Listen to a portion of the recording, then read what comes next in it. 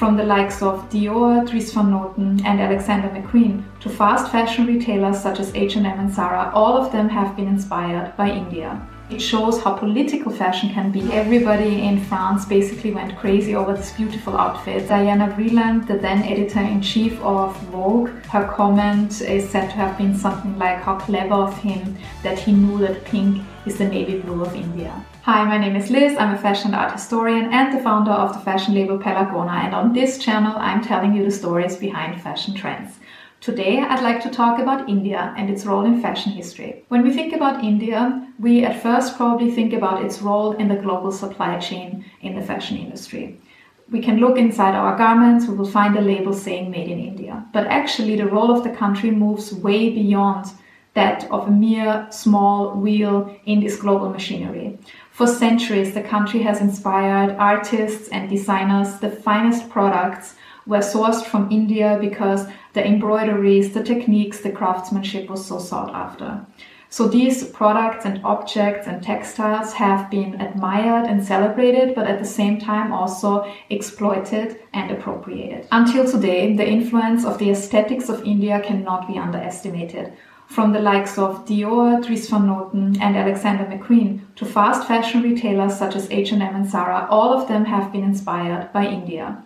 Furthermore, not only do the fast fashion retailers and high street brands outsource their production to India to be more cost effective, but also do the haute couture houses subcontract a big portion of their intricate embroidery work to Indian workshops. And very often they keep the craftspeople anonymous. The influence of the country on fashion is also reflected in our language.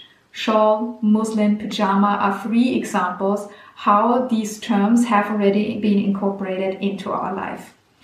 So let me take you back in time. Let's start with the beginnings of trade. In the 17th century, a lot of European countries set up their East India companies. You probably all know the British one, but also the Swedish had one, the Dutch had one, even the Austrians for a short period of time had such an East India company. And these companies traded in spices, objects, textiles. So let's focus on the Brits for some time. They couldn't keep up with the Dutch in the spice trade, so they soon focused on indigo dyes and textiles. And they benefited from a certain ambience or environment in Europe at the time because the elites really fell in love with India. Similar to China, there were travel reports about the country, the colors, the traditions, and certain items such as the Kashmir shawls with the embroidery, the very fine muslins or the cottons were really sought after. And there's one product that the elites especially like, the so-called chintz, which is on cotton fabric with floral motifs. And the Europeans loved those products so much that the British East India Company sold over 1 million of these items by the 1680s. Why was it relatively easy for the Brits to export these products? They actually benefited from the Mughal emperors. Because since Emperor Akbar, all the emperors really enjoyed the Indian craftsmanship. They really liked fashion. They also promoted the industry within the country, especially also the embroidery.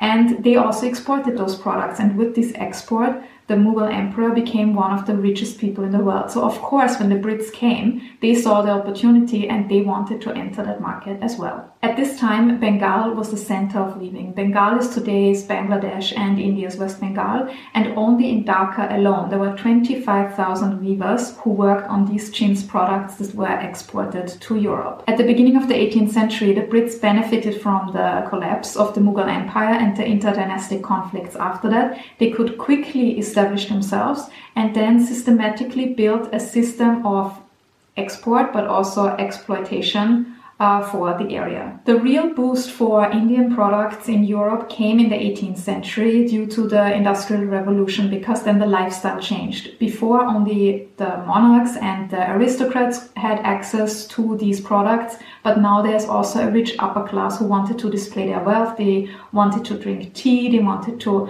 dress in this Indian fashion. They also wanted to be part of this movement. Already at the court of Louis XVI, the French tried to imitate the products because the originals from India, they were so expensive and more people wanted to have them. And because they were so sought after, some European countries like France even implemented bans on the product, import bans, but the Europeans loved them so much that they just smuggled them in. And one of the big fans of the Indian textiles was also the wife of King Louis XVI, Marie Antoinette. She loved to use the really fine muslin fabric, especially for her chemise dresses. And even though these products were produced in Europe, similar to other objects from Asia that were copied in Europe, the originals were really, really precious and people still kept on buying them. The imitations also had a flip side. Because they could now be produced much cheaper in Europe, it also had an effect on India. The Indians could only keep up with the premium level because the very high-end products were still very sought after in Europe, but the lower-end market was not served by the Indians anymore. And one story also relates to the cashmere shawl, who was particularly liked by Empress Joséphine from France. There was a man named J. Forbes Watson, and he made blueprints of the embroideries of the cashmere shawls and the weaving because he really enjoyed them and he actually just appreciated the patterns, but unfortunately it was used for something else. It was used for the mass production in Europe, which led to a partial destruction of the Indian export market. In 1858, the British East India Company handed over the control of India to Queen Victoria. She already acquired some Benaras fabric in 1851 during the Great Exhibition and had it turned into a fancy dress costume. And this is not the only example. Many coronation robes of the British throughout history were actually made by Indian craftspeople, and it is similar to what's happening today. These craftspeople were always working in anonymity. It's like the brands today that do not disclose the workshops that they work with. And also there's a lot of appropriation going on during the time because the botte pattern, which initially came from Persia to India, was then appropriated in Scotland and became the famous Paisley pattern, which you probably know. And Paisley is based on the town of Paisley in Scotland. At the same time, when all of these political things were ongoing, there were also a lot of things happening in the fashion world because Charles Worth changed the silhouette. Basically, before we had the very big dresses with the crinolines, and the cashmere shawls was very often worn over those crinolines, and they gave the whole thing shape. Charles Worth now narrowed the silhouette, the volume of the skirt moved to the back, and then the shawl completed this new narrow silhouette. This new type of silhouette was very often seen in the tea dresses, which were worn for informal entertaining, for entertaining at home, for example. And what's already interesting is that the designers take inspiration from India and they already start outsourcing the production to India. And this leads me to one of the most famous examples of fashion history at the time. It's the famous Peacock dress, which was worn by the Viceroy Lady Mary Curzon. And this woman was known for her wardrobe. It reflected the embroideries, techniques, the crafts of India. And she also sourced a lot of the garments for Queen Alexandra. For example, the coronation dress for Queen Alexandra, which was designed by Ashraf Khan and the workshop of Kishan Chand. But let's come back to the dress. So this dress is all embroidered, all over with Sartosi embroidery. That's a type of metal embroidery from India. And it's supposed to look like peacock feathers because it's inspired from the Mughal throne. This throne was encrusted in gemstones. It also had the famous Kohinoor diamond, which ended up in Queen Alexandra's crown. What I find really interesting about this dress is this darker political flip side that we will see in a second when I tell you what happened. She wore this dress at an event in Delhi to celebrate King Edward's coronation. And this event took place in the building where originally the Mughal throne was housed. So this is more than just a beautiful dress or mere fashion. It shows how political fashion can be because the British sent their viceroy in this dress into this building to demonstrate their power, their colonial power over India. Now let's move over to France. So what's happening there? Charles Worth had already laid the groundwork for haute couture, but it was Paul Poiret who took it to the next level. He was an apprentice at the House of Worth, but he founded his own maison in 1903, and he was strongly influenced by India. In 1924, his wife was seen in an Indian-inspired dress, and he also, in the same year, designed a dress which was actually based on a Mughal man's coat, and this coat was then turned into a dress by inserting triangles on either side. They were embroidered to achieve this skirt shape and turn this Mughal coat into a dress. Now we are coming to a part that I personally find really interesting, because we have some Indian fashion icons who traveled to Europe and actively shaped the haute couture scene in Paris. One was in the 1930s, the Rani of Putukottai. I hope I said it correctly. She was born as Molly Fink. She was an Australian socialite and married the Raja of the region. And she was known for her beautiful outfits. They were very often made by the Parisian houses like Patou, Paquin, or even Chanel. And what's interesting is she used Indian fabrics. She supplied them with fabrics and then they turned them into these designs. And in 1934, the Maharani of Kapurthala, Sita Devi, who was only 19 years old, also traveled to Paris. She was known for her beautiful garments and especially saris. And when Vogue heard of it, they commissioned Cecil Beaton, Horst P. Horst, and Andrew Durst to photograph the collection. Everybody in France basically went crazy over these beautiful outfits, and a year later Vogue quoted Sita Devi, who said that she was so happy to see that many designers actually took inspiration from her saris, because very soon after that Boucher created a lot of Indian-inspired outfits. He was really then taken by India, and also throughout the 60s he designed sari-inspired dresses. Elsa Schiaparelli started to incorporate Indian elements into her designs, and also Alix, who later was Madame Grès, was very inspired by Sita Devi's wardrobe. A third fashion icon that had a very big influence was Indira Devi, the Maharani of the state of Cooch Behar, and she traveled a lot to London and Paris and Los Angeles. She was famous for her collection of silk chiffon saris, but also because she had her gemstones from India incorporated into her clothing. She even had Salvatore Ferragamo make her shoes with those gemstones, and she worked with Cartier for the setting. And Cartier and many other jewelry makers later on were inspired by the way the Indians set the gemstones, and Cartier came up with the Tutti Frutti collection, which was a very colorful collection of necklaces, earrings and bangles, and very often the socialites and fashionistas were pairing them with the Elsa Schiaparelli dresses. Similarly, her daughter Gayatri Devi inherited that passion for fashion. She later on became a politician, and in Europe she's very well known for her friendship with Jackie Kennedy. And quickly coming back to Cartier, Cartier already had quite some knowledge in the Indian market, because there's a picture of Jacques Cartier in India with Indian jewelry traders in 1911. So it shows the important position India not only had in fashion but also in the jewelry business. And when we look at the big names in French fashion, there's also a big influence of India. Christian Dior launched his famous new look in 1947, and it's interesting to see that there are certain ensembles with Indian names like Benares or Bengal in this French collection.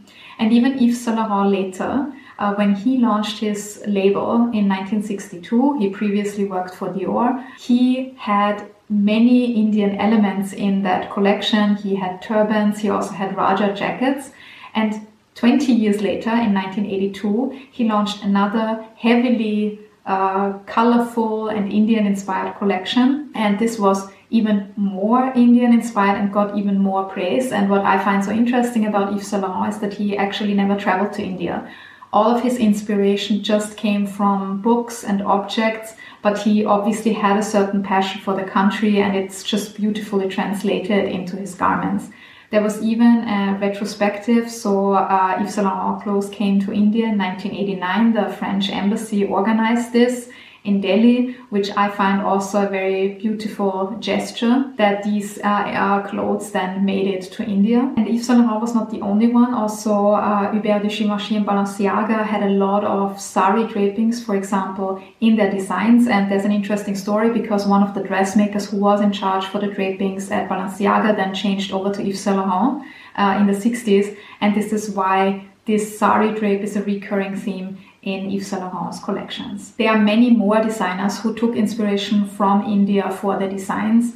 There was Gabrielle Chanel herself, Jean-Paul Gaultier, Alexander McQueen, Jean-Louis Jarret, many more. And I'm planning to do deep dives on these designers, so stay tuned. There will be articles on the pinklookbook.com and also more videos. And I already did a piece on Karl Lagerfeld and the Orientalism influencing his design, so you can also watch this YouTube video on my channel. Last but not least, I would like to talk about Indian fashion magazines and in pop culture, because there were two very important photo shoots by Vogue, one in 1956 by British Vogue. Norman Parkinson, the photographer, was sent to India with two models, and they used Indian landscapes and architecture as backdrops for Western clothing that was partially Indian inspired. And Diana Vreeland, the then editor-in-chief of Vogue, complimented Parkinson on the pictures and also on his knowledge about the color pink, because her comment is said to have been something like, how clever of him that he knew that pink is the navy blue of India. And in 1967, American Vogue sent photographer Henry Clark to India with two models, Samantha Jones and Simone Dayancourt, and they called it a bohemian photo shoot. It's rather Indian-inspired clothing in the setting of India. And this hippie photo shoot also brings me to the next phenomenon. Namely, in the 60s, the hippies and also the peace movement, and then later on the party people of the 1970s, they saw India as a place of longing. It was very fashionable to go to India. And this was also due to the Beatles, for example, because in 1968 they traveled to India. They also met local musicians such as Ravi Shankar. And then they also came back with a whole collection of cotton kurtas, these tunics. And even before that trip, they were already seen in Nehru jackets. These are the jackets that are inspired by the jacket that the Prime Minister Nehru wore with the stand-up collar. And similarly, Mick Jagger of the Rolling Stones was also seen in Indian-inspired clothing or Indian coats. Needless to say, this passion for India now reached way beyond haute couture. It also reached the mass market, the ready-to-wear and high street labels. For example, the British label Tia Porter then incorporated Indian textiles and also silhouettes such as the kaftan into their collections. And also the British high street label Monsoon was founded in the early 1970s after the founder Peter Simon came back from India, and also he incorporated Indian textiles and techniques into the products. Now we can conclude that India's impact on the fashion history cannot be underestimated. It is as intricate as the garments that I have discussed, and it's also interwoven with trade, beauty, craftsmanship, but also exploitation and colonialization. What I personally find really interesting is that India for such a long time has been a strong influence on fashion. When we look at the Romans with the cottons for their togas, but then also later the cashmere shawl, and slowly it moved into haute couture. And one thing that I really appreciated is that also Indian fashion icons came to Europe, and then the designers took inspiration for clothes that were sold not only to those clients, but also to people around the world who appreciated it. This journey that we have taken now along fashion history also shows the flip side of fashion and what hasn't changed. I mentioned that, for example, for the coronation robes, a lot of the craftsmen were kept in anonymity, and this is something that we still have today. It's a form of colonialization that big brands still outsource to other countries, and then they don't give the craftspeople the credit that they deserve. But also, to end this on a positive note, I also learned about the beauty that can result from close collaboration between diverse cultures when they collaborate at eye level. I think India is a really great example about this back and forth inspiration, and I really look forward to what the future holds for India and its place in fashion history. I hope you enjoyed this video. If you did, please like and subscribe. You can also head over to thepinklookbook.com. I have a more detailed article with pictures there for you, and I hope to see you soon again on this channel. Goodbye.